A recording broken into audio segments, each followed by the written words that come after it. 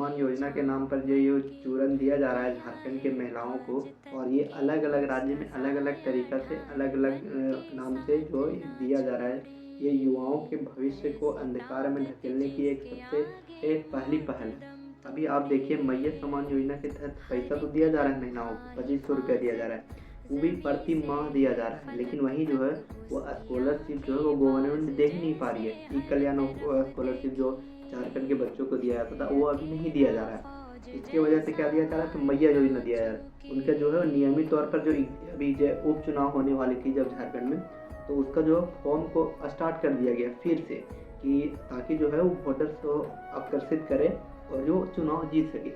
इसको लाया ही गया था इस उद्देश्य से, ताकि जो है वो चुनाव को जीता जा सके। क्योंकि आपने तो एग्ज़ाम ही नहीं दिया, ना ही कोई काम किया, ना ही रोज़गार की कोई बात की, लेकिन आपने केवल मैया योजना के नाम पर जीत तो गए। उस टाइम वादा क्या कि अगर हम दोबारा सरकार में आते हैं तो जितने भी पेंडिंग एग्ज़ाम है उसको हम क्लियर करवाएंगे और नई वैकेंसी निकालेंगे। आपने तो बाकायदा स्कॉलरशिप तो छोड़िए, आपने तो रोज़गार भत्ता देने की बात की, लेकिन वो भी आपने नहीं दिया। नया रोज़गार की सृजन की बात तो छोड़िए, आपने जितने भी एग्ज़ाम होने वाली थी, पेंडिंग एग्ज़ाम था, उसको भी आप नहीं करवा पा रहे हैं। जैसे कि सीजीएल टेक्नीशियन का एग्ज़ाम होना था, उसको भी आप अचानक से कैंसिल कर दिए जब विद्यार्थी वहाँ पहुँचा, ताकि पता चलता उसको कि एग्ज़ाम कैंसिल हो गया है। उत्पाद सिपाही का एग्ज़ाम होना था, उसका भी कोई आता पता नहीं, दौड़ 1 साल पहले ही हो गया है, लेकिन उसका फाइनल डेट ही नहीं पता चल रहा कि कब होगा कि नहीं होगा। उत्पाद सिपाही ऐसा एग्ज़ाम जिसमें 20 अभ्यर्थी उनको मौत का घाट उतर गए, लेकिन अभी भी उसका जो है एग्ज़ाम अभी तक क्लियर हो ही नहीं पा रहा है।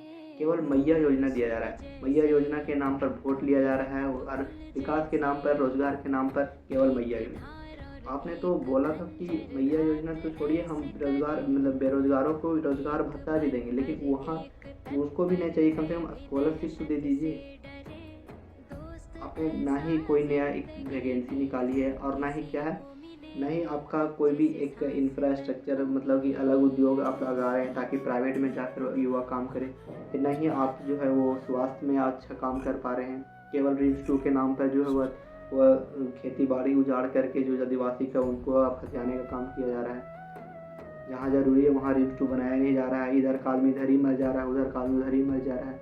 रांची में जब रिम्स 2 है ये, तो रिम्स 1 है ये, तो रिम्स 2 बनाने की क्या जरूरत थी? बनाने की ज़रूरत थी रांची में, हजारीबाग चतरा में, ताकि इधर जो है वो इलाज हो सके। आप सदर अस्पताल चलाइए नहीं पा रहे हैं तो रिम्स 2 क्यों बना रहे हैं?